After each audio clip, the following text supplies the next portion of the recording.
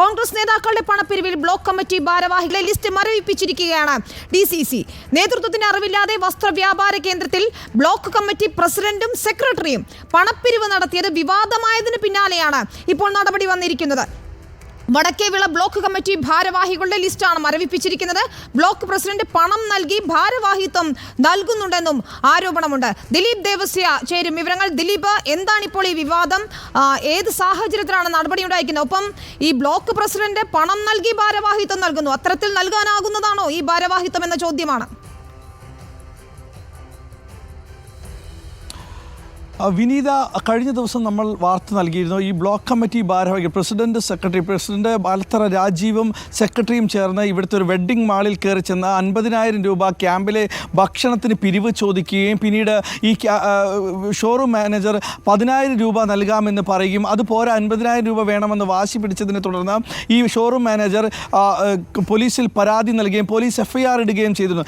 എന്നാൽ ഇതിനെതിരെ ഈ ബ്ലോക്ക് പ്രസിഡന്റ് പാലത്തറ രാജീവ് പറഞ്ഞത് ഇത് നിയമലംഘനങ്ങൾ, ഈ ഷോറൂമിൻ്റെ നിയമലംഘനങ്ങൾ ചൂണ്ടിക്കാണിച്ചപ്പോൾ അതിനുള്ള പ്രതിഷേധമായി അതിനോട് പക പോക്കുന്നതിന് വേണ്ടി ഈ ഷോറൂമും CPM ചേർന്നാണ് ഇങ്ങനെ ഒരു പരാതി കെട്ടിച്ചമച്ചതെന്നാണ് അദ്ദേഹം പറയുന്നത്.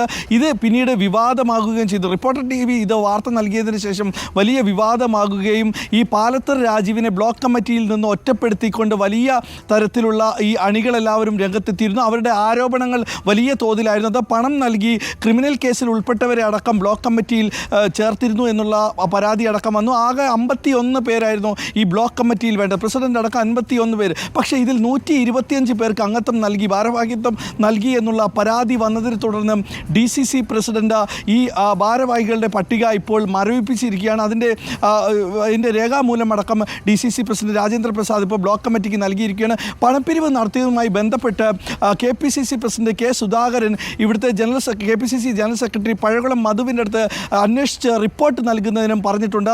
ഇവിടെ വലിയ തോതിൽ ഈ പണം നൽകിയത് നേതൃത്വം അറിയാതെയാണ് എന്നുള്ള ഒരു വലിയ തോതിലുള്ള ആക്ഷേപമുണർന്നു. ഇതിനെതിരെ DCC നേതൃത്വം ഇതുവരെയും പ്രതികരിച്ചിട്ടില്ല. ഈ കാര്യങ്ങൾ എങ്ങനെ ഒരു ബ്ലോക്ക് കമ്മിറ്റിക്ക് ഒരു വലിയ ഷോറൂമിൽ കയറി ചെന്ന് ഇത്രയും തുക ചോദിക്കാൻ പറ്റുമെന്നുള്ള കാര്യത്തിലടക്കം വലിയ ചോദ്യങ്ങളുണ്ട്. ഇക്കാര്യത്തിൽ DCC പ്രസിഡന്റ് മൗനം പാലിക്കുകയാണെന്നും അതിന് ഇവിടെ രാജീവ് പാലത്തറയായ ബ്ലോക്ക് പ്രസിഡന്റിൻ്റെ ഇഷ്ടത്തിലാണ് നടക്കുന്നതെന്നുള്ള വാട്സപ്പ് സന്ദേശങ്ങളടക്കം വലിയ തോതിൽ ചർച്ചയാകുന്നു. ഈ കൊല്ലത്തെ കോൺഗ്രസിനുള്ളിൽ തന്നെ ഇത് വലിയ വിവാദത്തിനിടവരുത്തുകയും ചെയ്തു. അങ്ങനെ ഇരിക്കുകയാണ് ഇപ്പോൾ സമ്മർദ്ദം വന്നതിന് ശേഷമാണ് ഈ പട്ടിക, അതായത് ബ്ലോക്ക് കമ്മിറ്റി പട്ടിക ഇപ്പോൾ മരവിപ്പിച്ച് വന്നിരിക്കുന്നത്. എന്തായാലും ഇപ്പോൾ കോൺഗ്രസിൻ്റെ അകത്ത് പോര് തുടങ്ങിയിരിക്കുന്നു. ഈ ബ്ലോക്ക് കമ്മിറ്റി പ്രസിഡന്റും സെക്രട്ടറിയും പണപ്പിരിവ് നടത്തിയ നേതൃത്വം അറിയാതെയാണ് എന്നുള്ളതാണ് ഇപ്പോൾ വന്നിരിക്കുന്നത്. പക്ഷേ ഈ രാജീവ് പറഞ്ഞിരിക്കുന്നത് CPM ഈ ഷോറൂമും തങ്ങളെ പകപോക്കുന്നതിന് വേണ്ടി കള്ളക്കേസ് എടുത്തിരിക്കുകയാണ് എന്നാണ് പറഞ്ഞിരിക്കുന്നത്. വിനീത,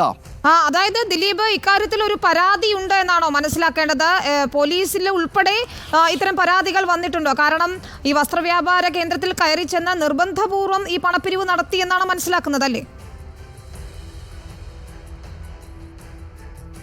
തീർച്ചയായിട്ടും ഷോറൂംകാരുടെ പരാതിയിൽ പറഞ്ഞിരിക്കുന്നത് 50,000 രൂപ ചോദിച്ചു, 10,000 രൂപ നൽകാമെന്ന് പറഞ്ഞത് പോരാഞ്ഞിട്ട് ഇവിടെ വന്ന് ബഹളം വയ്ക്കുകയും അവിടെ ഉണ്ടായിരുന്ന ഉപഭോക്താക്കളെ അടക്കം മോശമായി അസഭ്യം പറഞ്ഞിരുന്നു എന്നുള്ള തരത്തിലുള്ള ഒരു പരാതിയാണ് ലഭിച്ചത്. അത് CCTV ദൃശ്യങ്ങളുണ്ട് എന്നടക്കം പറഞ്ഞിരുന്നു. പക്ഷേ ഇതിനെതിരെ ഈ പാലത്തറ രാജീവ് പറഞ്ഞിരിക്കുന്നത് ഈ CCTV ദൃശ്യങ്ങൾ കാണണം, ഈ CCTV ദൃശ്യങ്ങൾ പരാതി അടിസ്ഥാനരഹിതമാണെന്ന് കാണിച്ചുകൊണ്ട് പാലത്തറ രാജീവ് മറ്റൊരു കേസ് കൊടുക്കുകയും ചെയ്തിട്ട് 1 കോടി രൂപ മാനനഷ്ടവും മാനനഷ്ടത്തിനാണ് കേസ് കൊടുത്തിരിക്കുന്നത്. ഈ CCTV ദൃശ്യങ്ങളിൽ ഇത്തരത്തിലൊരു സംഭവം നടന്നിട്ടില്ല എന്നാണ് അദ്ദേഹം അവകാശപ്പെടുന്നത്. ഈ CCTV ദൃശ്യങ്ങൾ മാധ്യമങ്ങൾക്കോ മറ്റാർക്കും നൽകാൻ ഈ ഷോറൂമും തയ്യാറായിട്ടില്ല.